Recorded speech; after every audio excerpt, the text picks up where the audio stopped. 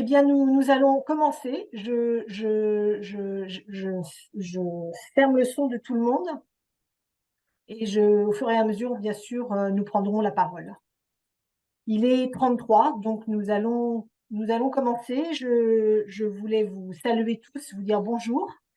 Donc, je suis Laurence Rigolet du pôle Vie militante de la CAT France. Je désactive les sons. Pensez, s'il vous plaît, à désactiver les sons lorsque vous arrivez.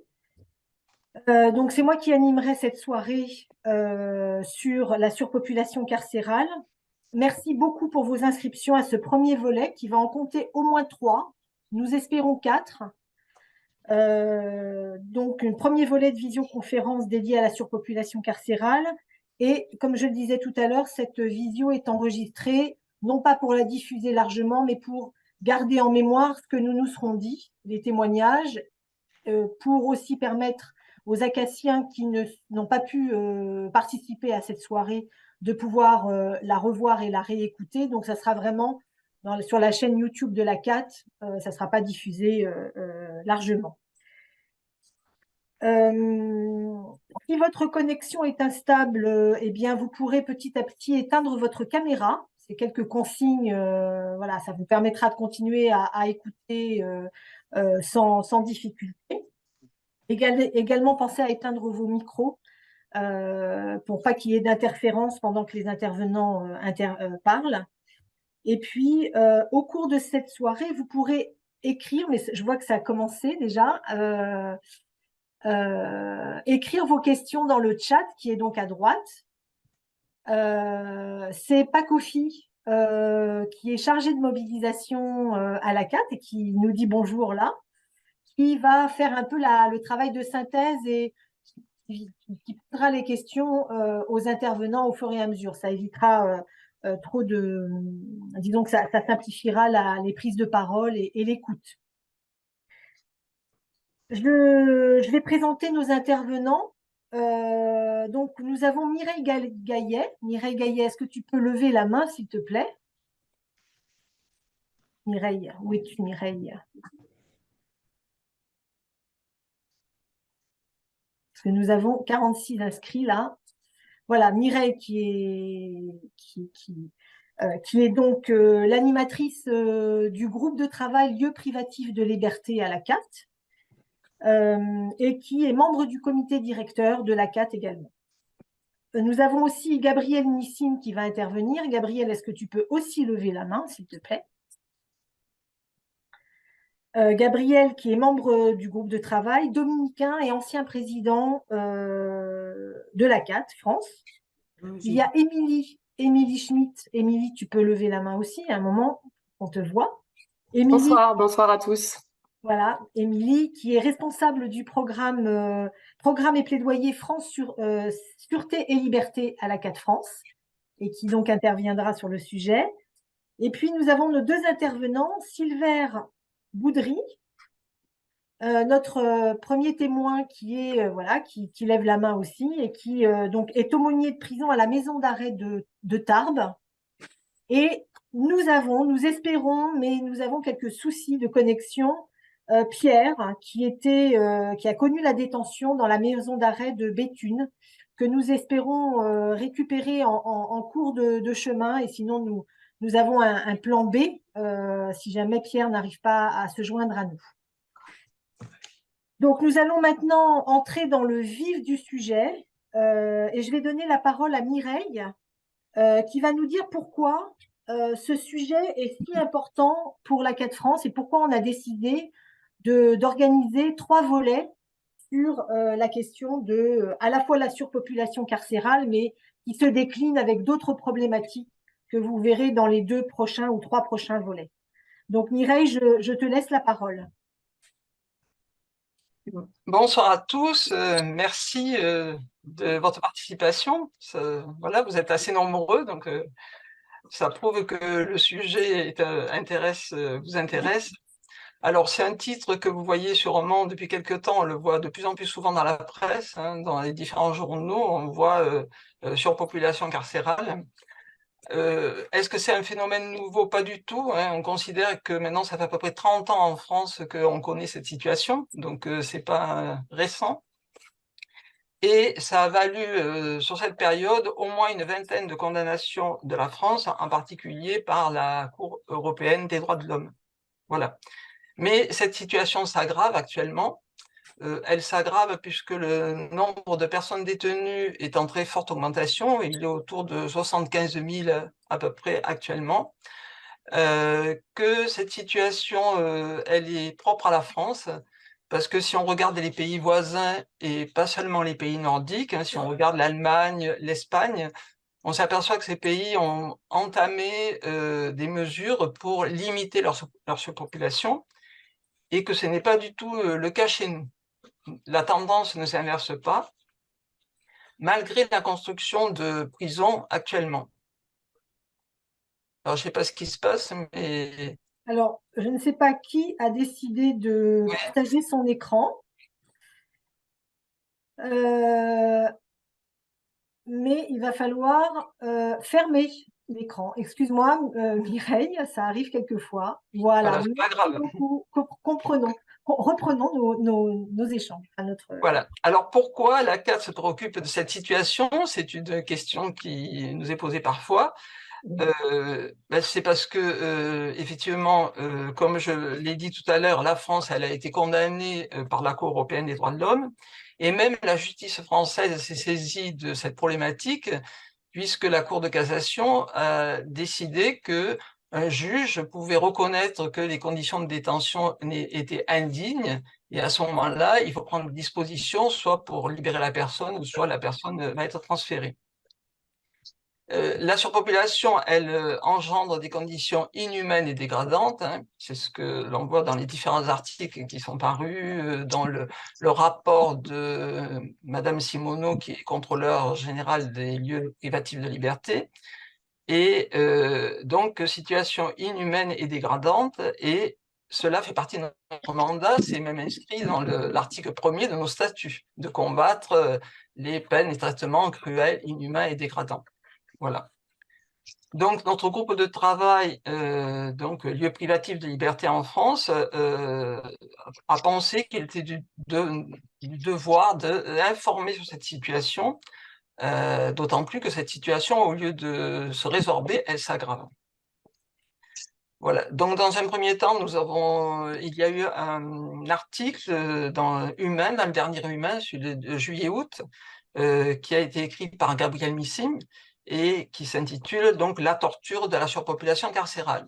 Donc, c'était premier moyen pour informer. Alors, des remarques qui parfois nous sont parvenues, c'est les prisons françaises, c'est quand même pas les prisons africaines ou les prisons d'Amérique du Sud. Alors, c'est vrai qu'il y a des différences, mais est-ce qu'on sait vraiment ce qui se vit dans les maisons d'arrêt surpeuplées? Donc d'abord, savoir que cette situation ne se produit en France que dans les maisons d'arrêt, c'est-à-dire là où sont les personnes en attente de jugement et les courtes peines. Dans les autres établissements, centres de détention, centres pour peine et centrales, il n'y a pas ce phénomène de surpopulation. Sur les 75 000 personnes détenues aujourd'hui en France, il y a environ un peu moins de 50 000 qui sont concernées par la surpopulation en maison d'arrêt. Se trouve là-dedans. Donc, nous avons décidé que dans ce premier volet, on allait aborder justement qu'est-ce que c'est que cette surpopulation et quelles en sont les conséquences. Voilà. La question qu'on peut se poser, puisque les pays voisins ont réussi à inverser cette tendance, c'est est-ce que les Français sont plus délinquants que les autres? Il semble que, effectivement, ce n'est pas la réponse, mais c'est parce que en France, c'est la peine qui est considérée comme valable, entre guillemets, c'est la prison. Même la société civile réclame toujours plus de prison et de peines d'incarcération. Or, il existe d'autres peines qui sont utilisées en France, mais qui sont pas assez utilisées. C'est des peines qu'on appelle alternatives, c'est-à-dire dites alternatives à la prison. qui sera le deuxième sujet Voilà, c'est de ça, c'est ce que j'ai notre dit. volet. Voilà. Et ces peines, on a constaté qu'elles réduisent la récidive parce qu'en plus de la surpopulation, ou conséquence de la surpopulation, je ne sais pas si un lien de cause à effet, nous avons un taux de récidive important en France, plus important que dans d'autres pays européens. Donc c'est pourquoi effectivement le deuxième volet il portera sur peine alternative et justice restauratrice. Ensuite, à partir de ces constats et des informations que nous allons découvrir au cours de ces deux volets, eh bien, cela va nous conduire à réfléchir au sens de la punition, qui sera le thème abordé dans le troisième volet. Cette réflexion sur qu'est-ce que punir et surtout quel est le sens, hein, sens de la punition au sens de la peine, il est indispensable pour changer notre regard en tant que citoyen et changer notre regard en tant que chrétien.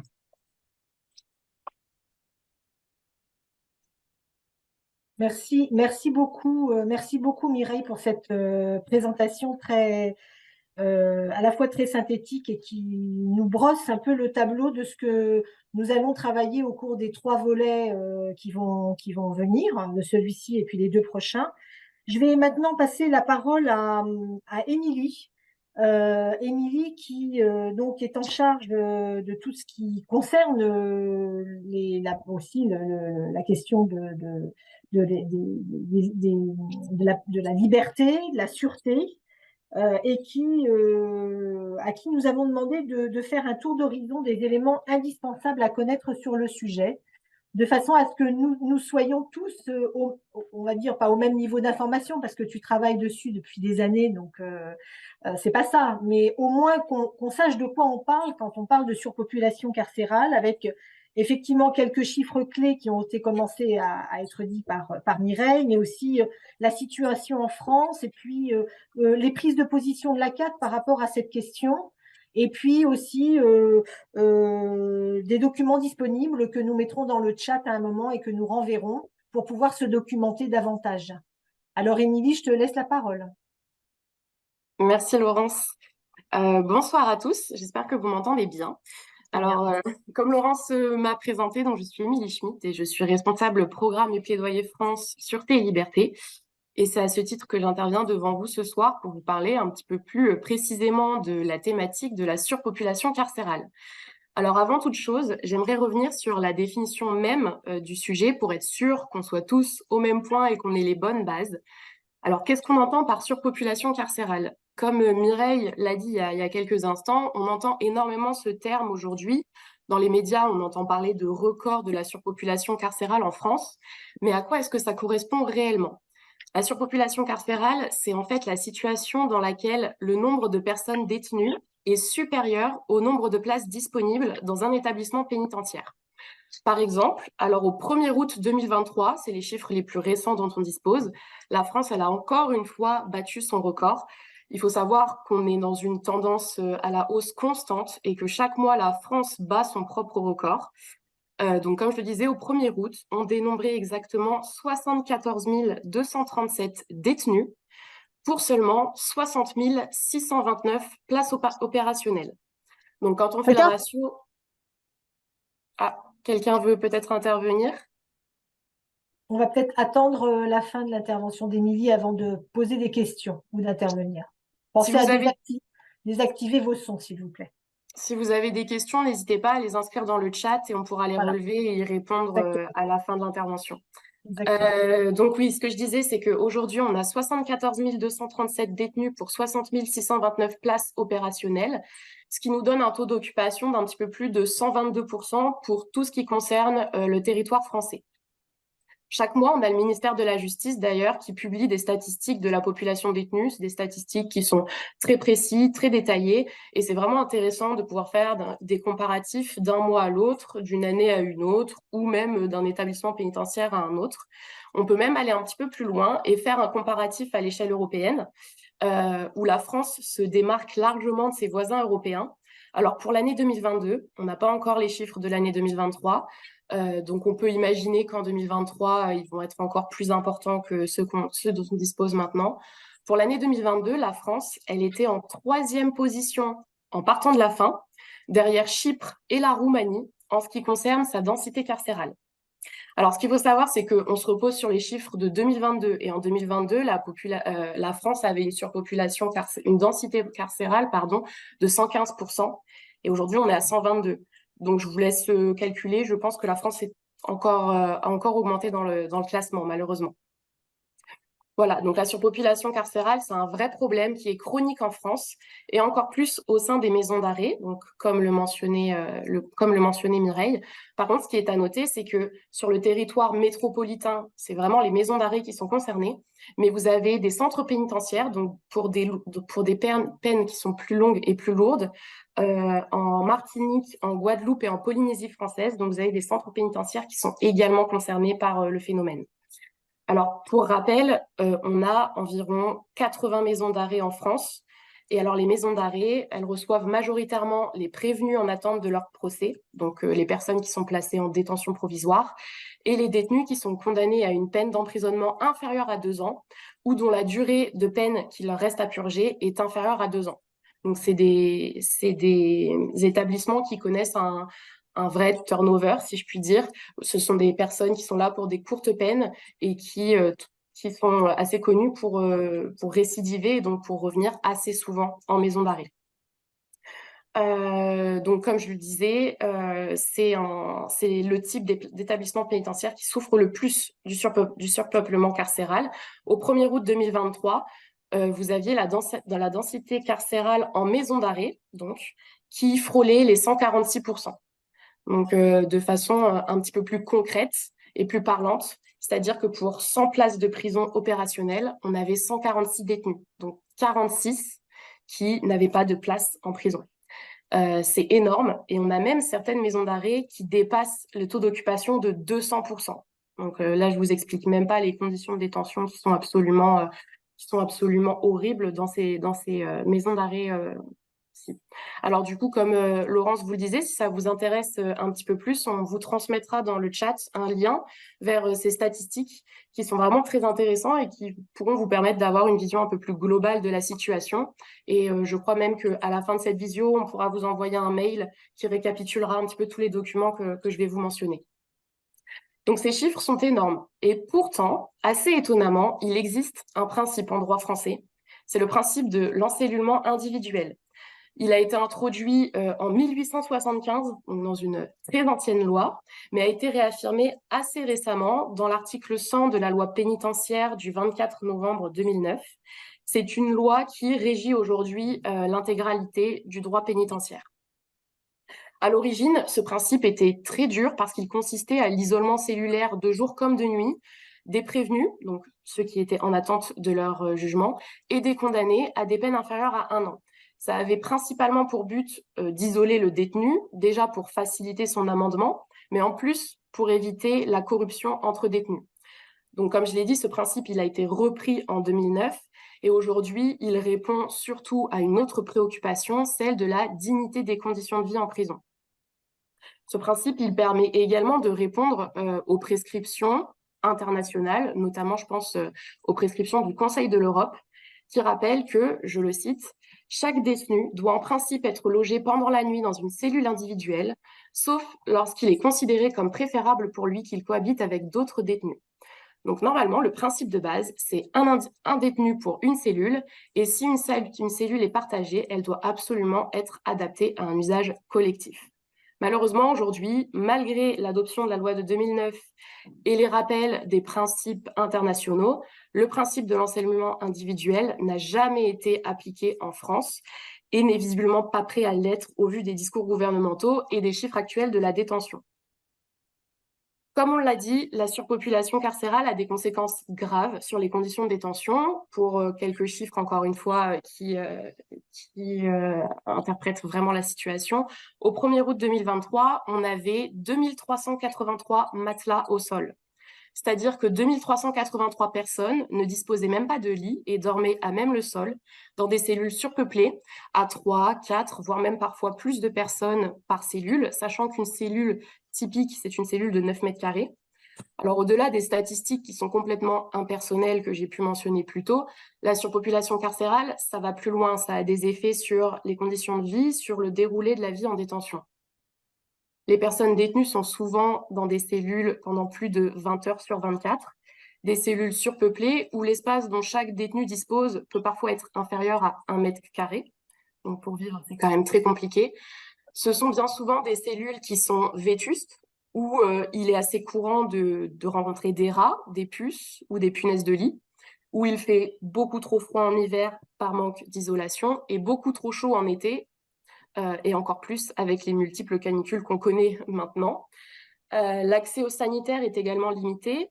Vous avez une promiscuité qui est due forcément à ces personnes qui vivent dans un si petit local.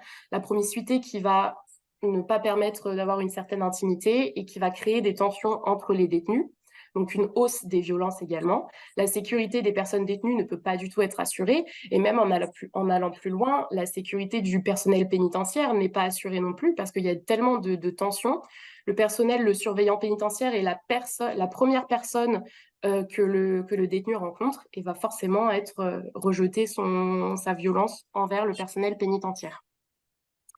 Les déplacements sont également limités et dans ce contexte, on a la participation aux activités à l'extérieur de la cellule qui sont extrêmement limitées ou même le fait d'être accompagné dans la préparation à la sortie par un CPIP, donc un conseiller pénitentiaire d'insertion et de probation, qui deviennent des privilèges inaccessibles malheureusement aujourd'hui. L'accès aux soins aussi, par exemple, est difficile. Il est vraiment très long et compliqué d'obtenir un rendez-vous avec un médecin ou même ne serait-ce qu'un infirmier en milieu carcéral. Pour prendre un Doliprane, c'est vraiment compliqué et ça peut vous prendre plusieurs jours pour simplement prendre un Doliprane. Donc voilà, c'est un fonctionnement global qui se dégrade et qui se pérennise et qui finit en fait par devenir la norme dans certaines maisons d'arrêt en France. Mais je ne vais pas m'attarder plus longtemps sur le sujet. Alors normalement, on avait Pierre qui a connu la détention, qui devait vous en parler un peu plus, mais on a d'autres témoignages que Mireille pourra vous citer et qui iront bien plus dans les détails et qui seront bien plus intéressants que ma parole sur ce sujet en tout cas. Non, merci Émilie de cette intervention qui nous permet quand même d'avoir une vue globale de la situation qui est quand même assez dramatique. Je vais faire un premier tour de questions. Je m'arrête parce que j'avais encore pas mal de choses. Ah d'accord, excuse-moi. Non, je pensais que c'était terminé. Non, je peux, mais si vous voulez, j'ai encore d'autres choses à dire. Vas-y. Donc là, on va aller sur le côté un petit peu plus juridique et qui m'intéresse également parce que je suis juriste de formation. C'est pour toutes ces raisons et ces conditions que la surpopulation carcérale est en fait source de traitements cruels, inhumains et dégradants, voire même de torture, au titre de l'article 3 de la Convention européenne des droits de l'homme. C'est sur quoi on travaille, nous, à l'ACAD France en tout cas. Vous avez d'ailleurs assez récemment l'Union européenne qui a publié son rapport annuel sur la situation des droits humains dans le monde et qui a justement mis en valeur ce lien entre conditions de détention et torture. Donc, comme Mireille a pu le dire un petit peu plus tôt, ces conditions indignes de détention ont valu plusieurs condamnations de la France, autant au niveau international qu'au niveau interne. Alors, par exemple, en 2019, vous avez le CPT, qui est le Comité européen pour la prévention de la torture, qui s'est rendu en France et a visité des établissements pénitentiaires et qui s'est dit vivement préoccupé par les conditions matérielles de détention et par la surpopulation carcérale en France. Il a notamment rappelé aux autorités françaises qu'il était nécessaire de prendre des mesures urgentes pour que chaque personne détenue dispose d'un lit et au moins de 4 mètres carrés d'espace vital en cellule collective. Il lui a également demandé à adopter très rapidement une stratégie globale pour réduire la population carcérale, entre autres. Je vous fais un gros résumé parce que c'est un petit peu plus long que ça normalement. Plus récemment, vous avez la Cour européenne des droits de l'homme également, dans un arrêt qui a fait énormément parler de lui en janvier 2020, qui a ordonné la France de mettre fin au problème de la surpopulation carcérale. La Cour a reconnu que effectivement la France violait l'article 3 de la Convention européenne des droits de l'homme à cause de ces conditions indignes de détention notamment. Elle a rappelé que donc, les requérants qui ont saisi la Cour avaient un espace inférieur à la norme minimale requise de 3 mètres carrés pendant l'intégralité de leur détention et qu'en plus cette situation avait été aggravée notamment par la proximité des toilettes dans leur cellule. C'est-à-dire que là, en l'espèce, vous aviez les toilettes qui se trouvent à l'intérieur même de la cellule, avec plusieurs détenus dans la cellule, et les toilettes étaient simplement séparées de la table à manger par un rideau. Donc, je vous laisse imaginer les conditions qui sont assez compliquées pour avoir un minimum d'intimité dans ces conditions. Voilà, la Cour a pointé de nombreux dysfonctionnements de ce type, et elle a également pointé du doigt le fait que les recours préventifs... Je ne sais pas comment me mettre dans l'écran. Enfin, Continuez. On vous voit, il n'y a pas de souci. Donc oui, la Cour a également pointé du doigt le fait que la France n'avait pas de recours effectif pour remédier à des conditions indignes de détention. Et donc c'est suite à cet arrêt que, en juillet 2020, vous avez la Cour de cassation, donc qui est une cour française, qui a décidé qu'après vérification d'un juge, si les conditions de détention constituaient effectivement un traitement inhumain et dégradant, le détenu devait être sorti de détention et remis en liberté, sous contrôle bien sûr. Et vous avez une loi qui est venue entériner ça en avril 2021, qui a créé un recours totalement autonome et spécifique sur ces questions-là. Il suffit de saisir le JLD, qui est le juge des libertés et de la détention, pour, lorsque vous êtes dans des conditions indignes de détention, pour mettre fin à ces conditions indignes de détention. Alors à ce moment-là, le détenu pourra être simplement transféré dans un autre établissement, ou si c'est un prévenu, donc qui est en attente de son jugement, devra être mis en liberté sous contrôle judiciaire, bien sûr. Seulement dans les faits, on observe que les détenus ont très peu recours à ce recours, justement, parce que lorsqu'ils sont transférés dans un autre établissement pénitentiaire, ils sont totalement déracinés de leurs liens. C'est-à-dire que s'ils sont proches de leur famille ou de leurs proches, ils vont être totalement éloignés. Et en fait, par peur d'être éloignés de leur famille, ils ne vont tout simplement pas former de recours. Donc sur le papier, la France a répondu à cette exigence d'un recours effectif, en réalité un petit peu moins. Et en tout cas, en ce qui concerne le problème chronique de la surpopulation carcérale, la France n'a rien fait, malgré les relances du Comité des ministres, qui est un organe de contrôle de l'exécution des décisions de la Cour européenne des droits de l'homme, qui demande assez souvent, et dernièrement, c'était en décembre 2022, si je ne me trompe pas, qui demande au gouvernement français justement d'avoir des mesures concrètes pour remédier à la surpopulation carcérale. La seule réponse qu'on a du gouvernement français à ce sujet, c'est la création de nouvelles places de prison. Ça a été répété encore très récemment. Vous avez le garde des Sceaux qui a répondu à un avis de la CGLPL, donc de la contrôleuse générale des lieux privatifs de liberté, qui avait rédigé un avis sur la surpopulation carcérale en juillet 2023. Et le garde des Sceaux lui a répondu là très récemment, en septembre, en répondant que, encore une fois, la solution était la création de nouvelles places de prison. Seulement, cet argument, il est décevant. Alors déjà, parce que les annonces de nouvelles places, elles ne sont que rarement suivies de construction effective, mais en plus parce que la création de nouvelles places ne permet pas de remédier à la pression carcérale. Au contraire, on a des lois pénales qui sont de plus en plus répressives, qui sont combinées avec une sévérité accrue des juges, qui vont produire en fait une surpopulation importante dans de nombreuses maisons d'arrêt. Et cette surpopulation on va venir entraver les quelques efforts de l'administration pénitentiaire pour préparer la sortie et réinsérer efficacement, ce qui va générer des taux de récidive encore plus importants et donc encore plus de peines de prison qui, elles, sont toujours plus lourdes pour les récidivistes. Voilà le cercle vicieux et le serpent qui se mord la queue. Voilà comment on rentre dans ce cercle dont il devient presque impossible de sortir. Et pourtant, il est nécessaire de rappeler que la peine, ce n'est pas une simple sanction. Normalement, elle a un certain devoir et un travail derrière qui doit favoriser la réinsertion et ainsi réduire la récidive. Et aujourd'hui, c'est pas le cas.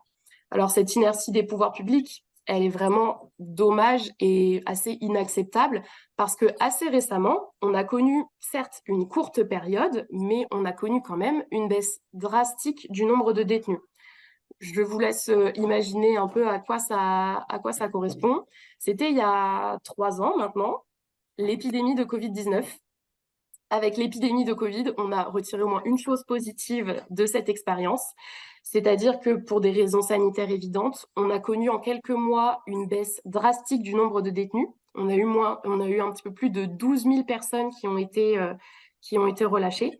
Et le taux d'occupation global des prisons françaises, il est très brièvement passé en dessous des 100%.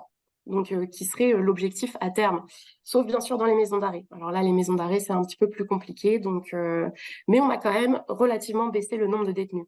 Ça s'est expliqué par 2 facteurs. Déjà, la baisse des incarcérations due au ralentissement de l'activité judiciaire, et en plus de ça, à l'aménagement des peines. Pour les peines, pour les détenus dont il restait une peine de seulement 2 mois de prison, on les a aménagés en les mettant sous contrôle judiciaire et en les ressortant. Voilà, donc l'efficacité de ces mesures et leur immédiateté nous a prouvé qu'il était possible, avec un petit peu de volonté politique, de réduire significativement la population carcérale, d'autant plus que à cette même époque, il n'a pas été observé de hausse de la délinquance et il n'y a pas eu de rejet de la part de l'opinion publique non plus. Donc c'était quand même quelque chose d'assez positif. Malheureusement, à partir de septembre 2020, à raison d'une hausse d'environ 1000 détenus par mois, on est revenu aujourd'hui au taux dont on connaît et qui ne font que s'aggraver, si je puis dire. Alors maintenant, pour conclure, il est pourtant impératif que la France remédie à ce problème, parce que, comme on l'a vu, il serait nécessaire que la France puisse se conformer au respect des droits humains, ce qui nous motive ici à la CAT et ce qui est notre mandat, clairement. Donc, c'est pour ça que nous, on développe notre plaidoyer sur cette question-là de la surpopulation carcérale, parce que énormément de choses sont encore à faire aujourd'hui. On a des positions claires à ce sujet que je peux vous expliquer assez rapidement. Alors, avant toute chose, avant même de penser à la création de nouvelles places de prison, c'est à la rénovation et à la mise en conformité des places qui sont déjà existantes qu'on devrait déjà donner la priorité. Il n'est pas normal qu'aujourd'hui, dans une cellule, vous avez des cellules qui sont rongées par l'humidité parce que les fenêtres ne sont pas bonnes, que vous n'avez pas accès à de l'eau directement en cellule, que vous n'avez pas de chauffage ou ce genre de choses. Donc déjà, juste la remise en conformité des cellules, des places de prison existantes serait déjà un bon point. Ensuite, comme on l'a connu pendant la crise sanitaire du Covid, les aménagements de peine devaient être privilégiés pour certains détenus, bien sûr, ainsi que les peines alternatives. D'ailleurs, donc, si le sujet vous intéresse, des peines alternatives, je vous invite à vous inscrire à notre prochain volet qui abordera cette thématique. Et Laurence pourra vous en parler un petit peu plus en détail à la fin de cette visio. Et enfin, alors vraiment, ce serait dans un très long terme, ce qui serait intéressant, ce serait la mise en place d'un système de régulation carcérale avec l'objectif de ne plus dépasser les 100% d'occupation carcérale. Alors, je ne suis pas une experte de la loi pénitentiaire, mais ça pourrait passer par un travail notamment avec le JLD, donc le juge des libertés et de la détention, qui, par exemple, dès lors qu'un détenu entre en détention, si aucune place n'est disponible, alors il faudrait absolument qu'un autre détenu voie sa peine aménagée, un détenu dont il ne resterait que quelques mois à purger sa peine, ce genre de choses. Voilà, donc je vais m'arrêter ici. J'espère que je n'ai pas trop débordé de mon temps. J'espère avoir été assez claire et je crois qu'il y a quelques questions dans le chat. Et si vous avez d'autres questions, n'hésitez pas, je suis disponible pour y répondre. Merci beaucoup, Émilie. Alors, je reprends la parole pour te remercier de cette intervention très claire. Effectivement. Donc, la première question, Pacofi, tu peux la prendre, mais je crois que tu as déjà un petit peu répondu. Ouais, je pense que Émilie a déjà répondu au moins à ce que la France a répondu, surtout à la contrôle générale. Mais je pense que la question aussi s'est portée sur la réponse à la CIDH, en fait. Est-ce que la France a eu des modifications particulières de loi pour être en conformité avec certaines directions de la CIDH ou pas? Ouais, alors comme je l'ai dit, après ces condamnations, il y a eu donc le recours qui a été mis en place notamment pour mettre fin aux conditions indignes de détention. Donc là-dessus, le gouvernement français a vraiment bien répondu à la Cour, justement. Ça a été vraiment bien répondu. Par contre, en ce qui concerne la surpopulation carcérale, ce problème qui est chronique, vous avez, comme je l'ai dit, le comité des ministres qui suit à l'exécution des arrêts de la Cour, qui, de façon assez fréquente, demande au gouvernement français d'avoir des mesures concrètes pour mettre fin à cette surpopulation carcérale. Et malheureusement, encore aujourd'hui, l'État français ne répond pas favorablement à ces demandes. Et d'ailleurs, c'est pour ça que assez récemment, je vous l'ai pas dit parce que si je les citais tous, il y en aurait énormément, mais en juillet 2023, la Cour européenne a une nouvelle fois condamné la France, encore une fois pour ses conditions indignes de détention, plus particulièrement à la maison d'arrêt de Fresnes, qui est énormément concernée par le problème. D'accord, d'accord, merci. Moi, j'avais juste une petite question. Tu avais parlé de 4 mètres carrés d'espace vital. Qu'est-ce qu'exactement veulent-ils dire, ils veulent dire par cela, en fait, par espace vital du détenu, en fait? Bah ça, en fait, ça correspond à des calculs qui sont un petit peu poussés sur le sujet, mais le but, c'est de se dire que lorsque tu as une cellule, selon le mètre carré de la cellule, il ne faut pas qu'il y ait plus de détenus. Alors, c'est le Conseil de l'Europe qui prévoit que 4 mètres carrés, ce serait le minimum, alors vraiment le minimum. Et donc, si, je sais pas, il y a une cellule qui fait 10 mètres carrés, et comme l'espace minimal, c'est 4 mètres carrés, il ne faudrait pas plus de 2 détenus dans une cellule de 10 mètres carrés, par exemple. Alors, c'est totalement hypothétique parce que je ne sais même pas s'il y a des cellules de 10 mètres carrés, mais voilà, c'est pour l'exemple. On parle d'espace personnel, en fait, parce que quand on voit que dans les faits, il y en a certains à qui ça revient d'avoir moins d'1 mètre carré d'espace personnel, c'est quand même assez compliqué. Ok. Merci beaucoup, Émilie. Merci. De rien. Pas d'autres questions pour l'instant? Non, je crois que si. Françoise Merlet? Alors, si vous voulez réactiver votre son, on va vous écouter poser la question. Oui, ma question c'est, est-ce que les femmes sont traitées comme les hommes? Est-ce qu'elles ont les mêmes problèmes de surpopulation, de manque d'hygiène, etc.? Ouais, c'est vraiment très intéressant parce que ça, c'est un sujet qui est extrêmement préoccupant en France. Ce qu'il faut savoir, c'est que, donc j'ai pas les chiffres exacts, donc je pourrais pas vous répondre exactement, mais les femmes sont dans des quartiers spécialisés, les quartiers pour femmes. Et il y en a très peu en France, en tout cas beaucoup moins que les autres quartiers qui sont destinés aux hommes. Donc ce qui fait qu'elles ont encore moins de place. Et les femmes et les personnes avec des handicaps, les personnes malades, sont les personnes qui sont le plus touchées par la surpopulation carcérale. Donc déjà à cause du manque clair de place, mais en plus les femmes ont également un vrai problème au niveau de conditions dignes de détention. Alors pour les raisons habituelles pour les hommes, mais également, par exemple, certaines femmes n'ont pas accès à des protections hygiéniques. Alors ce qui n'est absolument pas normal et qui est également une cause de traitement cruel, inhumain et dégradant. Donc les femmes sont encore plus fragilisées face à cette problématique.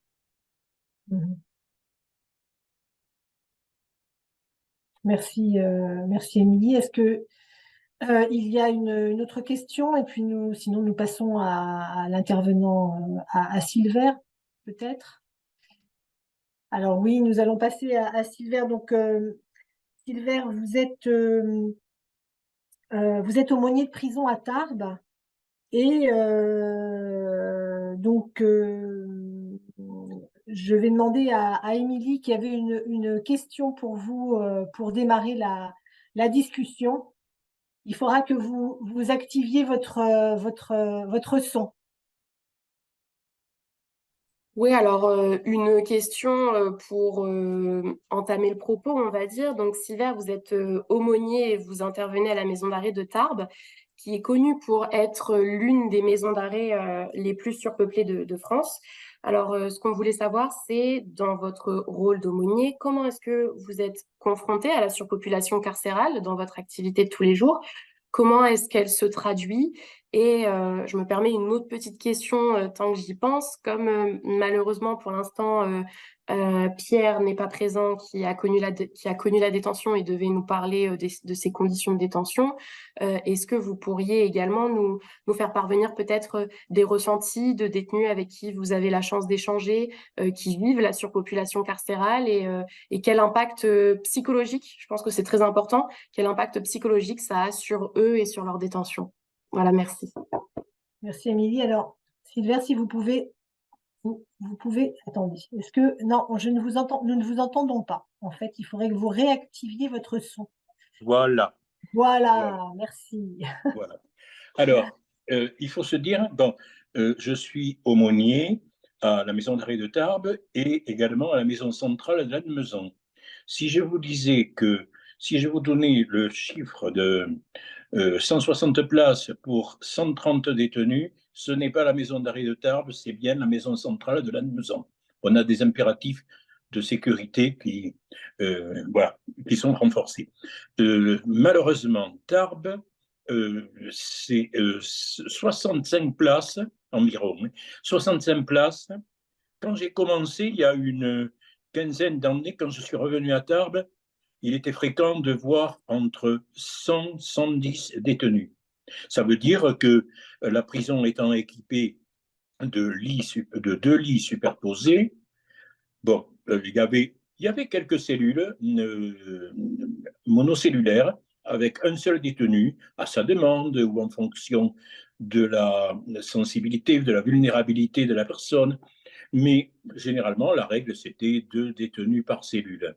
Et on essayait de créer, si je peux dire, des associations, des paires de personnes similaires, fumeurs ensemble, non-fumeurs ensemble. Bon. Actuellement, comme vous l'avez dit, les chiffres explosent. Alors, les chiffres, on ne les a pas. Les chiffres, on les apprend, c'est le bouche à oreille. C'est dans nos entretiens qu'on nous apprend que les détenus sont à 3, qu'il y a un matelas par terre. Alors, un matelas par terre, je vous remercie pour votre intervention. Vous l'avez très bien souligné. Il y a un problème de promiscuité énorme dans les conditions de vie. Exemple, un détenu m'a dit un jour, tu te rends compte, quand je me lève pour les besoins de la nuit, je suis obligé d'enjamber, et comme il m'a dit, je vous cite l'expression, j'ai la tête dans le cul, j'enjambe le gars qui est assis, je lui passe par-dessus, et des fois, ben, on trébuche, voilà. Et puis également, et vous l'avez souligné aussi, là, les grosses canicules, quand on est 3 dans la même cellule, il y a tout est suractivé. Tarbes, c'est une maison d'arrêt qui date de 1896, donc des gros murs en cailloux. Mais je pense que les prisons plus modernes, je le vois à la Lannemezan, le béton tient bien la chaleur. Ce sont des plaques chaudes, voilà. J'ai des détenus qui restent fenêtres ouvertes été comme hiver. Parce que la promiscuité, ça veut bien dire aussi que quand l'un va au WC, eh bien, vous avez les odeurs, etc., etc. Et ça ne rend pas la vie facile. Ça ne rend pas la vie sociale facile en prison.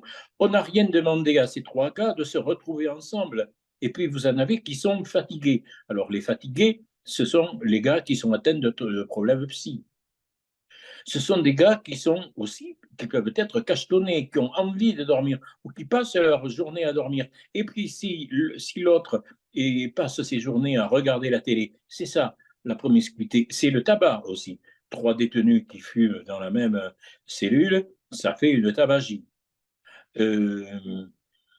Alors, bon, bien sûr, dans les belles choses, il y a peut-être une entraide des fois. Si ça se passe bien, si ça s'entend bien, il peut y avoir aussi des frictions. Voilà.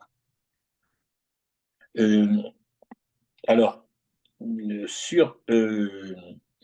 vous avez aussi soulevé, on pourrait en parler pendant des heures, des problèmes de la promiscuité, parce que dans des cellules, maintenant, les portes de douche n'existent plus. À Tarbes, on a la chance que depuis une quinzaine d'années, chaque cellule est équipée d'une douche.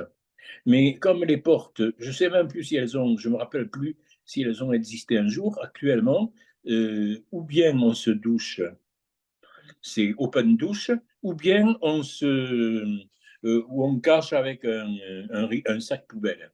Voilà. Imaginez pour la pudeur. Le grand mot qu'il faut retenir ce soir, c'est indignité. C'est vraiment dégradant. La prison, c'est fait pour punir, oui, sanctionner, punir, mais ce n'est pas fait pour détruire, pour dégrader la personne. La prison, c'est, comme vous avez commencé à le dire, alors, puisqu'on est entre chrétiens, pénitentiaire, pénitence. Mais après la pénitence, il y a une rédemption possible, la réinsertion. Parce que le système pénitentiaire, il est construit sur la pensée judéo-chrétienne. On y retrouve tout. Hein. Il y a des grâces accordées, etc. Bon, si on veut réinsérer la personne, c'est-à-dire la rendre capable demain de retrouver notre société, eh bien, il faut s'y préparer dedans. Et ce n'est pas en le massacrant à l'intérieur qu'on va retrouver un homme, la fleur aux dents, positif, etc., complètement rédempté, rétabli, relevé. Voilà. Alors, c'est actuellement, voilà. Alors, vous avez dit aussi, on construit des prisons. Ah, ça c'est vrai. Ah oui, c'est vrai. C'est la surpopulation, la réponse. On construit des prisons, on construit d'autres prisons. Près de Toulouse, la maison d'arrêt de Seyss, gros centre qui a permis de transférer à l'extérieur la maison d'arrêt Saint-Michel, la vieille maison d'arrêt Saint-Michel. Je l'avais visité une fois, c'était une abomination. Il était temps que ça foute le camp, qu'on foute le camp. Mais le problème, c'est que Seyss, maintenant, on a construit une prison.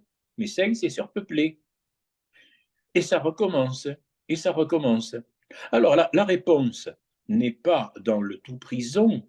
La réponse, elle est à chercher, j'en suis persuadé et de plus en plus persuadé, dans les possibilités alternatives. Oui, alors bon, mais ce que j'appelle possibilités alternatives, c'est-à-dire dans les réponses judiciaires, dans le traitement judiciaire des personnes condamnées. Je m'explique. Si on élevait la réponse au magistrat, je crois bien qu'on trouverait des façons pour désengorger les prisons. Un jour, je vais vous faire une petite confidence, un jour j'assistais à un pot de départ d'un directeur de prison et cette personne qui n'avait plus rien à perdre s'est adressée. On était tous, il a bien dit, vous êtes tous des pénitentiaires. Donc, je vais me lâcher. Malheureusement, il y avait un magistrat au milieu, mais bon. Il a dit, vous savez, les magistrats sont incapables. Les magistrats sont des incapables. Et il a mis en cause la juge d'application des peines. Parce que la règle d'or, c'est qu'on sait remplir les prisons et on en veut un peu plus. On ne sait pas les désengorger. On ne sait pas, on incarcère, on ne sait pas libérer. Et pourtant, il y a des réponses possibles autres que l'incarcération systématique et à long terme. Parce que dans les maisons d'arrêt, vous l'avez dit aussi, il y a des personnes condamnées à 2 ans, généralement, ou dont le reliquat de peine peut excéder 2 ans, peut ne pas excéder 2 ans, mais il y a aussi des personnes en attente d'assises, avec des procédures qui n'en terminent pas. Exemple, une personne qui est en détention provisoire dans une affaire d'extorsion de fonds. Elle est en détention et depuis plusieurs années. Et là, on franchit allègrement les 2 ans. Ça existe. Alors, dans dans les issues à la prison, je pense qu'il va falloir traiter du côté des réponses judiciaires. Qu'est-ce qu'on peut proposer à ces personnes qui sont aujourd'hui en prison pour que demain, rapidement, on mette un terme à l'incarcération, juste pour désengorger les prisons. Juste, ça serait l'histoire, je pensais, en vous écoutant, j'arrive dans un hôtel, on ne va pas nous mettre à 3 dans la chambre. On va essayer de chercher s'il y a une place disponible, sinon on affiche complet. Les prisons actuellement, elles affichent surcomplètes, mais on s'en satisfait. Et comme je disais au début, je le vois, je le perçois beaucoup dans mes entretiens avec des personnes, c'est quand même pitoyable d'infliger ce traitement à des personnes, à des hommes et à des femmes. Alors, heureusement, là, je n'interviens pas en quartier femme, mais je sais que la délinquance féminine, heureusement, elle est de 3% au plan national. Donc, j'ose espérer que la surpopulation carcérale ne les concerne pas trop. Et puis dans la surpopulation, dans la promiscuité, il y a aussi les tensions entre détenus. Les tensions pour des tas de trucs. Il y a par exemple un détenu, il a un téléphone. Il veut téléphoner le soir à sa famille. Et les autres sont jaloux. Ou les autres n'ont pas de téléphone. Ou alors ils ne veulent pas prêter son téléphone. C'est tout ça, c'est ces petits arrangements entre détenus qui créent des tensions. Et puis, bon... Merci Silver. On oui. peut continuer de discuter. Moi, j'ai une question justement. Quel recours, s'il y en a, hein, parce que peut-être je pose une question très naïve, hein, mais quel recours ont les détenus qui vivent dans ces conditions-là? Est-ce qu'il y a une possibilité de plainte pour changer la situation quand c'est vraiment trop insupportable? Est-ce qu'il y a un recours auprès je sais pas, Elle l'a dit, t'as pas entendu? Oui. Le surveillant, c'est quand même l'interface. Et après, il y a le chef de détention, le gradé, un gradé. On peut recourir à un gradé, déjà, au surveillant qui ouvre la porte le matin. On peut lui dire, ah bon, ça devient intenable. Mais attention, les deux autres, qu'est-ce qu'ils vont dire? Il faut, il faut moyenner quand même. Hein. Les recours, oui, ils sont possibles. Mais imaginez que le surveillant lui dit, oh, et toi, tu es toujours en train de te plaindre, c'est bon, ferme ta gueule. Et moi, je ferme la porte. Bon, je respecte beaucoup les surveillants. Ils font le métier le plus difficile comme agent du service public avec les soignants. Hein. Le métier le plus difficile, le plus exposé aussi. Et ils ramassent de toutes parts. Je dis bien de toutes parts. Alors, les recours, oui, c'est que l'avocat aussi, peut-être plus neutre, dise, vous savez, mon client, il est avec, il y a des tensions. Ça peut éviter des conflits, ça peut éviter des bagarres, parce qu'il peut y avoir des bagarres aussi. Hein. C'est le quotidien de la prison et de cette surpopulation en cellules. Vous vous rendez compte? 9 mètres carrés. On est 3 dans 9 mètres carrés. On est 3 adultes dans 9 mètres carrés, à vivre, à manger, à cuisiner aussi peut-être.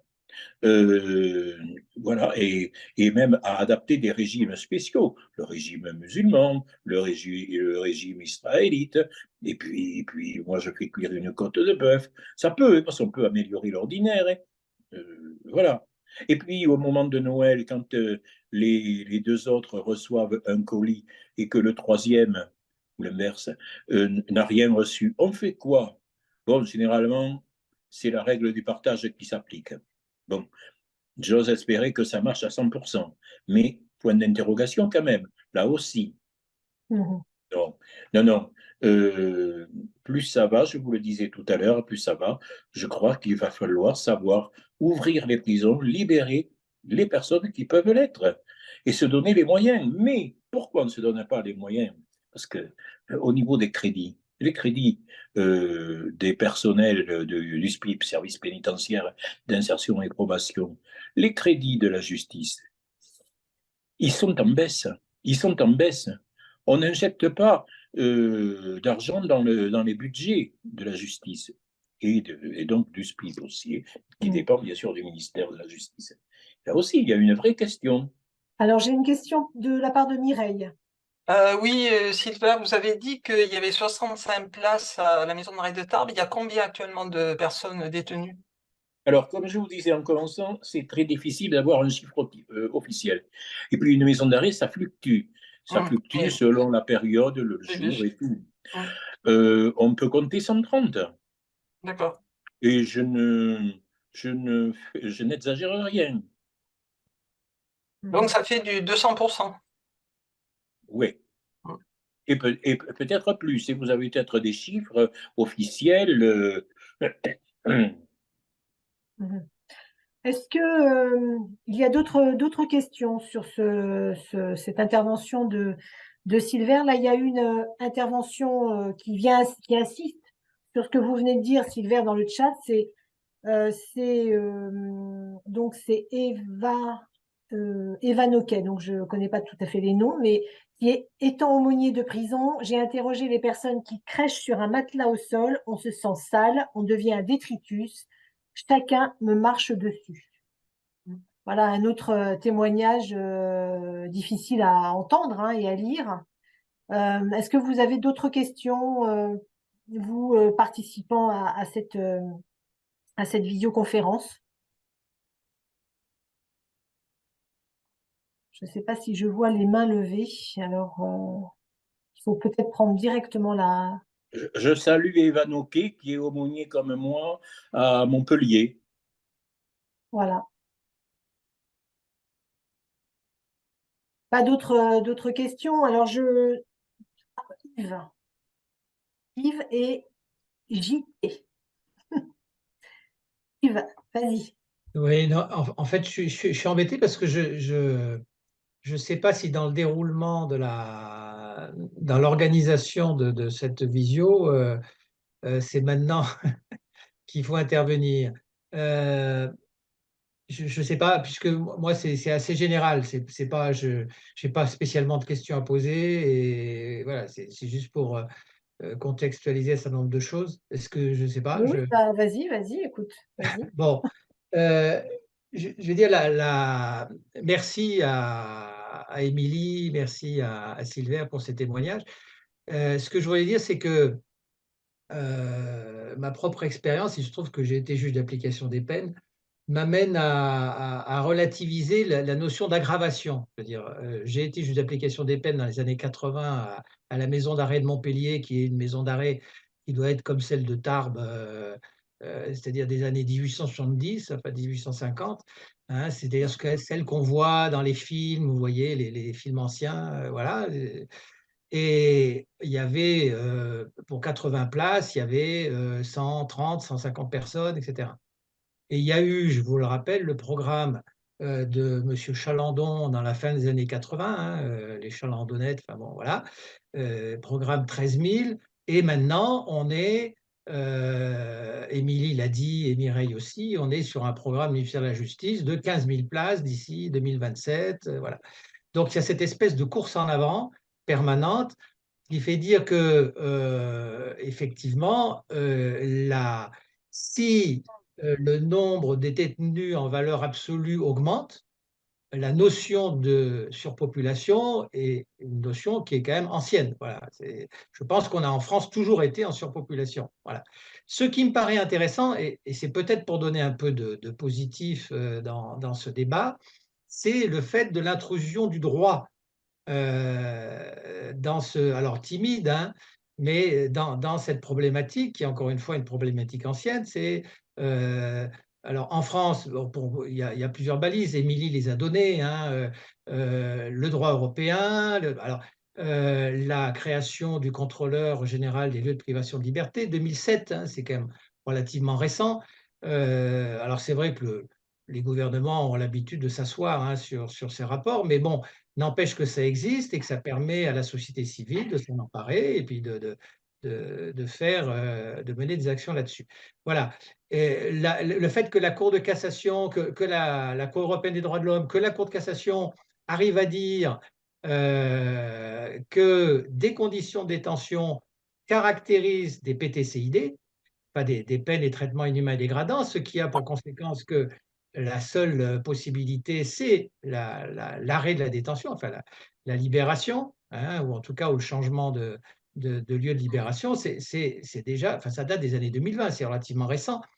Mais voilà, c'est une dynamique qui est en cours dans laquelle on a toute notre place là-dedans, hein, tout le boulot que fait Émilie, etc. Et à la CAT, et je trouve que c'est positif.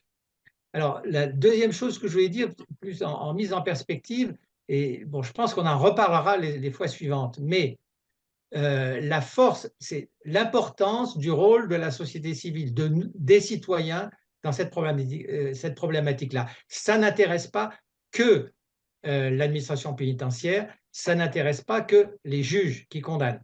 C'est-à-dire qu'il faut bien se rendre compte que pourquoi on parle des maisons d'arrêt? Parce que les maisons d'arrêt, c'est celles qui sont obligées, hein, ça a été dit, hein, qui sont obligées de recevoir les détenus quand il y a une condamnation. Alors, il y a les prévenus. Bon, la base, en général, c'est soit la condamnation, soit le mandat de dépôt, qui est la décision judiciaire qui autorise donc la force publique à incarcérer quelqu'un et qui oblige, c'est comme ça que ça se passe, la maison d'arrêt de recevoir, de mettre sous écrou la personne qui a été mise sous mandat de dépôt. Elle n'a pas le choix, elle ne peut pas faire autrement. Donc, ce que je veux dire, c'est que ce qu'il y a derrière, en filigrane, c'est toute la pression sociale sur tolérance zéro, sur la multiplication, la réponse immédiate, sur, au niveau du parquet, le traitement, le traitement des incivilités, le traitement des infractions en temps réel. C'est tout ça que vous entendez, hein, régulièrement dans les informations. Les comparutions immédiates, ou les flagrants délits, enfin, qui s'appellent maintenant comparution immédiate, voilà. Toute cette réponse, ce qu'on appelle tolérance zéro, réponse pénale rapide, etc., ce qu'il y a derrière, c'est effectivement, de façon quasiment mécanique, c'est le mandat de dépôt et donc l'arrivée en maison d'arrêt. Voilà, parce que ça a été dit, hein, les centres de détention et maisons centrales sont gérés autrement. Voilà, c'est des établissements pour peine. La maison d'arrêt, c'est voilà, ça prend le tout venant. Ça, c'est la première chose. Enfin, dans ce contexte général dans lequel il faut prendre conscience. Et la deuxième chose, c'est effectivement comment on gère, comment on se positionne par rapport à cette pression sociale qui est, encore une fois, d'avoir, alors comme l'a dit Mireille, non seulement la réponse, tout ce qui n'est pas prison ne vaut rien, ce n'est pas une peine. Hein, on vous le dit, il est passé devant le tribunal et on le retrouve, c'est les policiers par exemple, on le retrouve le lendemain dans la rue. Comment c'est possible? Hein, c'est un scandale. Ben oui, la solution, ce n'est pas que c'est comme ça, c'est une fois qu'il est passé devant le juge, il part direct à la maison d'arrêt, c'est-à-dire mandat de dépôt à l'audience. Voilà. Donc, toute cette pression-là, comment on la gère, comment on l'assume comme citoyen et comment on la combat, parce que, et on reviendra sur les notions, je pense, de sens de la peine, d'alternative, etc. Mais enfin bon, derrière, encore une fois, il y a cet ensemble-là. Voilà, je ne vais pas en dire plus, parce que sinon, ça prendra un bon moment. Merci Yves pour ton intervention. Alors, il y avait JT qui voulait intervenir et qui a écrit le message dans le chat. Je te laisse le dire et puis vous le préciserez, JT, si jamais je porte la question, mais je pense que Sylvain, JT voulait savoir s'il y a un déroulé d'accessibilité, en fait, pour un détenu. Je voulais que vous puissiez témoigner sur votre quotidien d'aumônier également et que quand vous rentrez dans une maison d'arrêt, quelle est votre place en fait? Quelle est votre place? Comment est-ce que vous êtes reçu? Est-ce que même votre arrivée là-bas, c'est institutionnalisé? Comment ça se passe en fait? JT, est-ce que c'est ça? C'est tout à fait ça, merci. Merci beaucoup. Merci beaucoup. Alors, ça m'est arrivé de me confier des fois on a tous les ans une réunion administrative de tous les aumôniers, tout culte confondu. Hein. Et je vais vous donner la formule que j'ai donnée avec une certaine audace. Avant, on était, moi j'ai commencé il y a 20 ans, avant on était attendu, respecté. On sentait qu'on avait besoin de nous. Maintenant, on est toléré, supporté. On est quand même, honnêtement, bon, ceci dit, il y a 20 ans, je me rappelle un vieux surveillant qui était affalé sur sa chaise quand il m'a vu arriver devant lui. Il m'a regardé et il a dit tout haut, oh putain, ça veut tout dire. C'est la pensée, mais bon, c'était une exception. Mais il a fallu que j'apprivoise quelques surveillants quand même. Ils étaient costauds. Aujourd'hui, on en est là. On y est, mais j'ai connu le temps où je me rappelle d'un détenu, c'était une affaire criminelle et un pauvre type, il n'était pas français et il n'était pas bien, il était suicidaire. Et un surveillant lui avait dit, hé, allez, va parler de Jésus un peu, ça te fera du bien. Il me l'a adressé, voilà. Mais ça, c'était avant. Ça, c'était avant. Je trouve que je suis assez réservé, notamment en maison d'arrêt. Je dis bien, notamment en maison d'arrêt. En établissement pour peine, en maison centrale, on a une certaine liberté, je veux dire. On est respecté, on est attendu, on est considéré. Les rapports ne sont pas du tout les mêmes. C'est-à-dire, à la décharge de la maison d'arrêt, dans une maison d'arrêt, chaque fois qu'on a besoin d'un détenu, pour le dentiste, pour une association, pour un visiteur, etc., pour le aumônier, il faut déranger un surveillant pour aller le chercher. On n'accède plus en cellule. Ça aussi, il faut le savoir. Moi, j'ai connu le temps où, hop, j'avais un clé de cellule, je toquais et je voyais des fois 2 personnes en même temps. Et si le deuxième ne voulait pas me voir, il faisait semblant de dormir. Voilà. Bon, mais on pouvait rentrer en cellule. Il y a eu depuis 2015 à Tarbes une restriction qui nous empêche d'aller en cellule. Alors, on est un peu les empêcheurs de tourner en rond aussi. On dérange un peu. Je ne sens plus cet enthousiasme que j'ai connu, où j'ai une surveillante à son départ à la retraite l'an dernier, elle m'a adressé un gentil message, je devrais l'afficher dans ma salle à manger. Vraiment une lettre très sympa, parce que bon, elle s'est rendue compte de la mission que j'avais au milieu d'eux. Mmh. Et pourtant, je fais toujours attention de créer du lien avec le personnel surveillant. Aussi. Merci Sylvain. Alors, je crois que Mireille avait levé la main tout à l'heure pour peut-être… Oui, c'était un exemple à donner par rapport aux constructions de nouvelles prisons. À Troyes, il y a une vieille maison d'arrêt de 110 ou 116 places qui ferme là en fin d'année. Et il y a une nouvelle prison qui a été construite de 450 places, et même on parle peut-être de 540 parce qu'il y aurait un autre bâtiment qui serait avec des conditions particulières, c'est-à-dire plus de latitude avec des personnes détenues qui signeraient une espèce de contrat. Hein, ça fait partie actuellement de ce qui est… Les contrats respecto, les contrats confiance, comme chez Darty. Or, la nouvelle direction qui est déjà nommée a demandé aux associations d'intervenir et souhaite qu'il y ait le plus possible d'intervention extérieure. Donc, les responsables des associations ont été invités à visiter la prison, voilà, qui est en train d'être finalisée. Ils ont observé que dans chaque cellule, il y a bien une petite lumière à la hauteur du lit, mais il y en a une deuxième juste au-dessus. Donc, je vous laisse imaginer ce que ça signifie. Voilà. C'est ce qui est arrivé, je crois, à Mulhouse-Lutterbach, hein, où c'est une prison aussi de un peu plus de 500 places, et très rapidement, il y en a eu plus de 700 personnes. Voilà. Donc, déjà, quand on construit les prisons actuellement, eh bien, il y a comment dire, on sait qu'elle sera plus peuplée que le nombre théorique de places. Voilà. Merci Mireille. Alors, pardon, j'ai apprécié quand même, l'apport, je ne sais pas son nom, de monsieur le juge d'application des peines pour la demande de la société civile, l'exigence même de la société civile. Emprisonnez-les, enfermez-les, pendant ce temps, on est tranquille. C'est ce que me disent des détenus aussi à la maison, en centrale. Mais ça, c'est autre chose, c'est le sens de la peine. Je m'inscris pour la prochaine fois, j'ai des choses à dire. Voilà, pour le 16 novembre, le sens de la peine. Et alors, Mireille, nous n'avons pas donc Pierre, hein, qui aurait dû venir témoigner de de sa détention. Mais Mireille, tu as reçu un témoignage très intéressant dont tu vas nous faire part. Et puis peut-être tu assisteras davantage aussi tu compléteras peut-être, si c'est possible, ce qu'a dit Sylvain, parce que toi aussi tu as été aumônier de prison.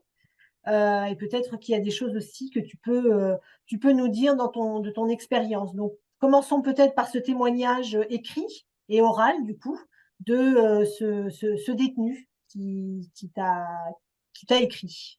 Voilà, donc dans les nombreux contacts qu'on a essayé d'avoir pour avoir des personnes qui ont connu la détention, c'est compliqué parce que certaines personnes ne veulent plus venir témoigner. Par exemple, cette personne qui s'appelle Eric a dit « Maintenant, je veux tourner la page, je veux plus… Voilà, c'est assez difficile. Et puis certains autres qui ne veulent pas parler en public, voilà, donc c'est un peu compliqué. Donc on avait trouvé quelqu'un et malheureusement il remontait de Lyon aujourd'hui et problème sur l'autoroute et il s'est retrouvé bloqué à Dijon, voilà. Donc cette personne qui s'appelle Eric nous a dit, alors lui il a connu les maisons d'arrêt de Arras, Laon, Longuenesse, Fresnes. Alors, par exemple, il nous a dit la douche, parce que Silver a dit qu'à Tarbes, ils avaient installé des douches, il y a des douches dans toutes les cellules, c'est toujours pas le cas dans toutes les prisons, surtout les anciennes prisons. Donc lui, il nous dit que la douche, normalement, c'est tous les 2 jours. Mais plus il y a de personnes dans la prison, moins on peut permettre aux détenus d'avoir des douches tous les 2 jours. Voilà. Donc, ils étaient obligés de se laver dans la cellule. Il nous disait que ceci pose un énorme problème parce que il y en a qui… il nous disait, j'ai un co-détenu et pour lui, c'était le spectacle quand je me lavais, donc c'était très difficile.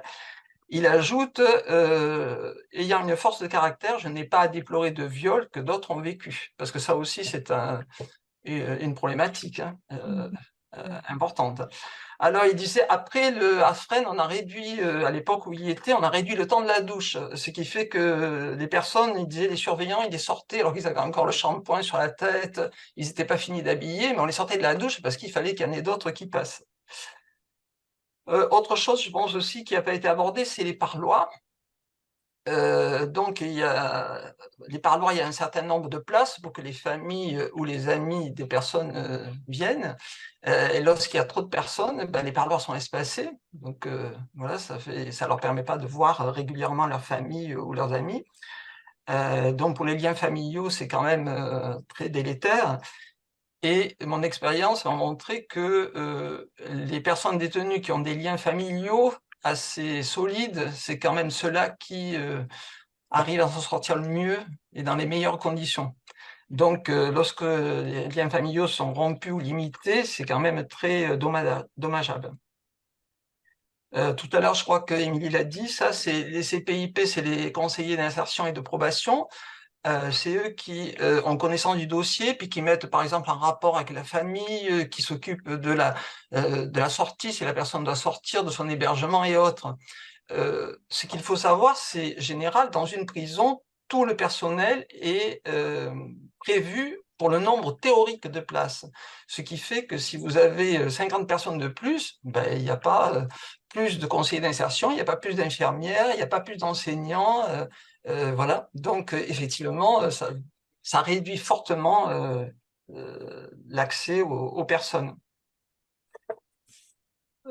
Voilà, il parle de la préparation à la sortie, et c'est d'autant plus, comment j'allais dire, dommageable que dans les maisons d'arrêt, il y a des petites peines. Donc, je pense que, enfin, c'est mon expérience, ces petites peines, pour moi, étaient le plus pénalisées, parce qu'ils y passaient 3, 4, 5, 6 mois, ils n'avaient pas accès à l'école, parce qu'il y avait une liste d'attente, donc pas d'accès à l'école, il y avait trop de personnes, alors il fallait attendre à un moment, l'enseignant avait décidé qu'elle ne prendrait que les gens qui avaient plus de 4 mois. Or, moi, j'ai vu défiler beaucoup, souvent des personnes jeunes qui venaient là pour 3 mois, 4 mois, 5 mois, 6 mois, donc qui ne pouvaient pas aller à l'école, donc ils restaient toute la journée couchés sur leur lit, parce qu'il n'y a pas de travail, et en plus, on ne pouvait pas préparer leur sortie, parce que les conseillers d'insertion, ils avaient trop de dossiers à gérer. Résultat, ils ressortaient, ils avaient perdu leur travail, leur logement, ils étaient donc dans une plus mauvaise situation sociale qu'en rentrant. Donc, question, comment on peut penser qu'une personne va être mieux dans des conditions pareilles? Ah, voilà. Donc, moi, j'ai été aumônier 13 ans à la maison d'arrêt de Troyes. Ça fait 18 mois que ma mission s'est arrêtée. Alors, bon, je peux vous donner quelques exemples, peut-être, qui sont... Concernant les matelas au sol, je me souviens, dans une cellule, c'était tellement petit que le matelas, il fallait le mettre debout dans la journée, sinon on ne pouvait pas rentrer dans la cellule. Donc, ça veut dire que la personne détenue qui était sur ce matelas, il n'avait pas d'endroit pour se poser dans la journée. Parce qu'il y avait pas, normalement, il y avait un tabouret pour chaque personne, mais il n'y avait pas suffisamment de tabourets dans la maison d'arrêt. Donc, il y en avait qui n'avaient pas de tabouret. La table était trop petite, donc il y avait des tensions pour savoir qui est-ce qui allait manger à la table, puisqu'il mangeait dans la cellule, d'accord? Voilà, et puis il n'y avait même pas de tabouret, par exemple. Voilà, donc c'est un exemple par rapport... L'accès aux soins. Nous, la dentiste, elle venait une demi-journée par semaine. Mais elle venait une demi-journée par semaine, qui est 110 personnes, 140, 150. J'ai connu presque 170 personnes pour 110 places. Voilà. Et puis c'était un été où il faisait très chaud, donc on a évoqué les problèmes de la chaleur dans une cellule. Nous, c'était une très très vieille prison, c'est un ancien couvent du XVe siècle, donc il n'y a aucune cellule qui faisait la taille réglementaire, et dans une cellule, ils étaient 6 ou 7. Alors, c'était la plus grande, d'accord? Mais vous imaginez 6 ou 7 personnes qui, en maison d'arrêt, ils peuvent rester 24 heures sur 24. S'ils ne sortent pas en promenade, il y a 2 heures normalement de promenade dans la journée. Certains, par peur, ne veulent pas aller dans la cour de promenade, donc ils restent enfermés tout le temps. Et des gens qui ne se sont pas choisis, des gens qui, s'ils sont là, certains ont quand même des problèmes de violence, et on les met tous ensemble. Bon, et sans compter les personnes aussi, ce qui a été évoqué, qui ont des troubles psy. Alors un jour, je rencontre un détenu, il me dit, je dors pas, vous savez, je peux pas dormir en ce moment, ça va pas. Je lui dis, mais qu'est-ce qui vous arrive? Il me dit, dans la cellule, nous avons quelqu'un qui est arrivé, qui visiblement a des troubles de comportement, et toute la nuit, il se promène avec une fourchette et il vient près de nous. Alors il me dit, on a fini par instaurer, c'était au moins 3 ou 4 dans cette cellule, il m'a dit, on a instauré un tour de rôle, il y en a toujours un qui veille, pendant que les autres puissent se reposer. Donc voilà, par exemple, un exemple de situation. L'administration reconnaît qu'il y a à peu près 30% de personnes en prison aujourd'hui qui ont des troubles psy. Donc c'est quand même énorme. Alors pareil, accès aux psychiatres, très limité. Nous, à une période, la psychiatre qui avait été nommée, elle a refusé de venir. Pendant des mois et des mois, il n'y a pas eu de psychiatre. Le directeur, il savait plus quoi faire. Il interpellait à tous les niveaux pour qu'un psychiatre puisse revenir dans la prison. Le médecin ne faisait que renouveler les ordonnances, mais il ne pouvait pas changer les traitements. Donc, s'il y avait vraiment une crise très, très grave, ils étaient extraits et emmenés à l'hôpital. Mais le service médical était dépassé par cette situation. Ils étaient affolés. Et parfois, moi, lorsque je rentrais chez moi, je me disais, mais j'étais même étonné qu'il n'y ait pas plus d'homicides ou autres dans les cellules. Parce que penser que des personnes qui ont des troubles psychiatriques, qu'on a enfermés avec d'autres et qui n'ont pas le moyen de faire autre chose. Le sport, c'est pareil, la salle de sport était petite, donc quand c'est en surpopulation, on diminuait, c'était plus qu'une demi-journée, enfin c'était un créneau au lieu de 2 par semaine. Or ces jeunes, ils avaient vraiment besoin de se dépenser, de faire quelque chose, ils ne travaillent pas, donc c'est vraiment très compliqué, quoi. Voilà, donc il y a plein de choses qui ont été évoquées. Moi, je me souviens de quelqu'un qui a fait, je ne sais pas jusqu'où c'est allé, mais il avait déposé un recours parce qu'il était non-fumeur et il était dans une cellule avec des fumeurs. Donc, il avait estimé que ces conditions étaient absolument anormales et que voilà. Mais voilà, donc j'ai plein d'autres exemples qui me reviennent sur ces situations qui sont vraiment Enfin, vraiment, c'est vraiment très dur. Oui. Merci Mireille. Mm. Pacofi, je vais te laisser. Il y a eu pas mal de messages sur le chat, si tu peux les. Oui, Peut-être alors des oui, messages aussi de Linda qui nous précise des choses. oui. Donc, il y avait Émilie qui nous donnait les statistiques actuelles pour la maison, la densité carcérale pour la maison non, maison d'arrêt de Tarbes, qui maintenant est à 168% et en 70 places opérationnelles pour 118 personnes détenues dans cette maison d'arrêt. Donc, c'est pas du tout loin de ce que nous racontait Sylvia. Et merci aussi Linda de nous avoir partagé ces podcasts sur l'argent en prison. Je suis allé regarder. Ça s'appelle Trafic de vin, piscine gonflable, gérer sa thune en prison par Nadir, ex-braqueur. Donc, ça s'annonce très intéressant. Vous pouvez aller écouter sur Spotify. Et je pense que nous allons l'inclure aussi dans le message qu'on va vous envoyer, le mail, Absolument. avec tous les liens regroupés ensemble. Il y a Linda qui continue. Je pense que... Ah, en fait, Linda, est-ce que tu veux nous parler juste un peu de ces podcasts? Je vois que Oui, tu... oui, bien sûr, je l'ai écouté. C'est drôle, je l'ai écouté à midi. Et c'est un D'accord, témoignage à la première personne d'un ex-braqueur qui a d'accord. pris 9 ans voilà, qui a passé 9 ans en prison à partir de ses 21 ans. Et il raconte vraiment pendant plus d'une heure la question de l'argent. Comment on s'en procure, qu'est-ce qu'on peut acheter, comment on peut améliorer sa qualité de vie. Voilà, tout ce qui se passe autour de l'argent en prison et aussi comment on peut en regagner quand on quitte la prison. Voilà, c'est un témoignage à la première personne d'un ancien détenu et c'est assez rare finalement. Voilà. D'accord. Merci beaucoup, Merci Linda. Linda. Merci beaucoup. Euh, et Sylvia, je pense que vous vouliez ajouter quelques petits mots Oui, sur La le famille. soutien de la famille. Mm. oui, c'est à partir de cette question sur l'argent, comment un détenu peut vivre ou survivre en prison. Selon, j'ai commencé à répondre sur le chat, selon qu'il ait une famille qui l'assiste, si on peut dire, qui lui envoie des mandats, une femme, des parents, etc. Solution. Selon qu'il ait du travail, qu'il trouve du travail. Là, ça devient plus corsé, parce que le travail en prison, ça ne court pas les coursives. Il y a très peu de travail. Ou bien après, Linda parle de la magouille. Eh bien oui, oui. Comment on achète un téléphone? Comment on achète du chichon? C'est la magouille. Les petits trafics, voilà. Tels détenus sont fournisseurs, des fois. Et bon, eh ben, ils s'imposent aussi.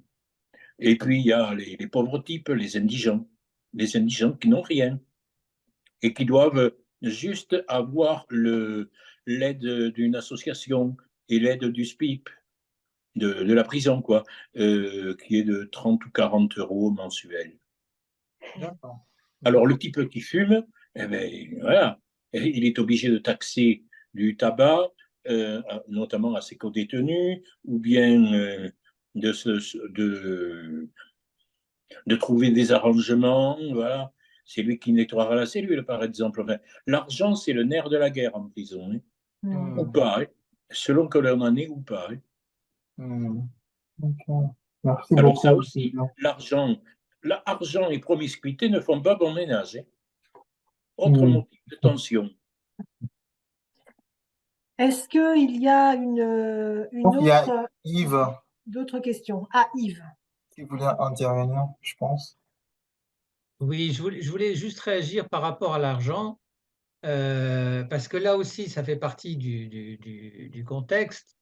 Et pour se vacciner un peu par rapport à des idées reçues que pourquoi? Alors, ça a toujours été un problème en prison, l'argent, mais le fait est que depuis que justement on a créé des prisons privées, hein, c'est-à-dire que ça veut dire que là, une société, c'est le partenariat public-privé, la société privée prend en charge le coût de la construction de la prison, avec en contrepartie la gestion et l'entretien de la prison pour une durée qui est fixée en général à 30 ans. Voilà. Et ce qui veut dire que, en fait, on rentre dans un circuit de profit. Et ça a été un grand débat, hein, dans les années 80, etc. C'est-à-dire qu'il faut la prison, il faut que ça rapporte. Si, encore, c'est un peu comme les sociétés d'autoroutes, si vous voulez, hein, voilà, il y a une convention, mais il faut le prestataire, il faut qu'il retrouve ses sous. Et alors c'est le loyer qui est payé par l'État pendant ces 30 ans, hein, qui fait que le coût de la prison, en fait, le contribuable, il le paye pendant des années, et on paye 3 ou 4 fois ou 5 fois la prison, initialement, hein, on n'a pas fait l'investissement, mais en fait, c'est les enfants et petits-enfants qui le payent. Et concrètement, c'est ce que vous dites, c'est-à-dire qu'au niveau de la vie quotidienne, eh bien, tout est hors de prix. C'est-à-dire que la cantine, ça atteint pour la moindre bricole, d'abord tout est contingenté, hein, vous avez interdiction d'amener quoi que ce soit. La cantine, c'est hors de prix. Faudrait, je ne sais pas si Émilie a les tarifs de la moindre bricole achetée en prison, mais ça n'a absolument aucun rapport avec ce qui se trouve à l'extérieur. Et les familles ne peuvent pas amener, et c'est interdit d'entrer quoi que ce soit en prison, alors que jusque-là, enfin avant, disons, on va dire, quand ce n'était pas privé, les familles pouvaient amener de la nourriture, des journaux, des trucs comme ça. Maintenant, c'est plus possible. Alors, Mireille a levé la main. Peut-être qu'Émilie voudra intervenir. C'est pour peut-être nuancer parce que alors je me souviens plus en quelle année, mais il y a quelques années là, il y a eu une directive et les sociétés qui gèrent les prisons, là, qui sont en gestion déléguée, on leur a imposé quand même des tarifs. Et même, alors elles ont eu un délai en plus pour appliquer ces tarifs. On leur a donné un délai parce qu'elles n'ont pas voulu l'appliquer tout de suite. Donc je me rappelle les réactions qu'il y avait par rapport à ça. Et effectivement, sur les produits de première nécessité, parce qu'il faut acheter les produits d'hygiène, et puis sur les produits alimentaires. Donc il y a quand même eu une amélioration, et ça a mis fin un peu à cette exponentielle qu'il y avait sur les prix des produits. Voilà. Mais bon, c'est une des choses qui a été mise en place et qui allait plutôt dans le sens de... D'abord, sinon, il y avait distorsion entre les gens qui étaient dans les prisons qui sont gérées directement par l'État et celles qui étaient à gestion déléguée, et il s'est posé un problème d'égalité, parce qu'il y avait distorsion. Pourquoi des personnes détenues avaient des tarifs dans une prison et dans l'autre, c'était plus élevé? Voilà. Mais ça avait provoqué pas mal de remous, je pense, de la part des sociétés. Il faut savoir que, par exemple, Sodexo a pas mal de prisons en gestion déléguée. Donc, ils assurent le gîte, le couvert, et même les véhicules maintenant leur appartiennent à eux. Il y avait même des formations qui étaient assurées par les sociétés à gestion déléguée. Alors, il y a Pacofi qui a levé la main, et ensuite on donnera la parole à Françoise aussi, Roumési, qui veut nous parler de quelque chose. Pacofi. En fait, c'était pour ça, c'était pour qu'on puisse donner. Donc, Françoise, Très bien. allez-y. Eh ben voilà, Françoise. Avec le son, hein. Voilà. On ne vous entend pas. Je pense que c'est. Le son. Voilà, vous Oui, m'entendez? oui. C'est bon, là. Je vais essayer d'être claire parce que je ne sais pas si c'est mon fort. Voilà, en tant que membre ACAD depuis presque 40 ans maintenant, comment on appelle ça? Il y a quelques années, au moment de la retraite, la personne qui s'occupait du groupe ACAD prison dans notre région de bordelaise m'a demandé si je pouvais prendre le relais. Bon, je l'ai fait. Et qu'est-ce que je veux dire? Il y a eu les années Covid où il ne s'est rien passé, et là, ça a repris depuis 2 ans. Donc, je fais partie d'un groupe, je ne sais pas si quelques personnes connaissent dans les personnes qui sont là. Ça s'appelle le groupe local, puisqu'on est local, on n'est pas national. Qu'est-ce que j'ai dit? groupe local ou national de concertation prison. Donc voilà. Donc je ne vais pas citer toutes les personnes qui font partie de ces moments où on se réunit. Il y a la NVP, c'est comment on appelle ça, les visiteurs de prison, il y a le courrier de Beauvais, bon, il y a le Secours catholique, il y a la CAD, donc, puisque j'en fais partie. Bon, il y a plein d'autres associations quand on se regroupe, voilà. Et donc, je voulais simplement dire que est-ce que vous connaissez ces journées nationales de prison où on essaye, enfin en Gironde en tout cas, je voulais savoir si ça pouvait exister ailleurs, si vous connaissez ça. On organise une journée nationale. Donc l'année dernière, c'était un film à l'Utopia, c'était des hommes, c'était sur une prison, la prison de, je ne vais plus savoir dire laquelle, mais enfin, un film qui avait été fait en France, donc des hommes, si certains veulent regarder. Et cette année, j'avais envoyé à Laurence déjà au mois de juillet, parce que ça passait sur Paris, cette pièce de théâtre, c'est le SAS. Et donc on a demandé à la comédienne de revenir sur Bordeaux pour cette année, ça sera ça, si vous voulez. Et ces journées nationales, elles ont lieu entre le 20 et le 24 novembre. Et donc, nous, ça sera ça. Et je voulais dire aussi que notre groupe local fait des podcasts, enfin, va dans les radios et parle de ce qui peut se passer dans les prisons. Donc, il y a des aumôniers qui sont intervenus, etc. Et donc, je trouve que c'est assez riche de se passer en Gironde. Enfin, je connais pas. Si vous voulez, moi, je participe en tant que membre à CAP, mais voilà. Voilà. Je voulais savoir si d'autres personnes. Il y a les aumôniers de prison, dans notre groupe aussi, on n'en a pas parlé là, parce que ce n'est pas le sujet sans doute, mais il y a des parents, il y a des personnes qui vont dans les prisons pour s'occuper d'amener les enfants et les femmes, si c'est des hommes, enfin, qui s'occupent beaucoup des enfants pour qu'ils voient leurs parents. Enfin bon, là, je vais peut-être déborder. D'accord. Merci François. Je ne sais pas s'il y a d'autres participants à ces groupes concertation prison. Alain, tu veux prendre la parole, Alain, ou... Non, juste pour dire qu'effectivement, sur Toulouse, il y a un groupe local de concertation des prisons. D'accord. Qui se réunit périodiquement et plusieurs associations sont représentées. Et donc, on prépare les 2 journées du 23 et 24 novembre. Et localement, on a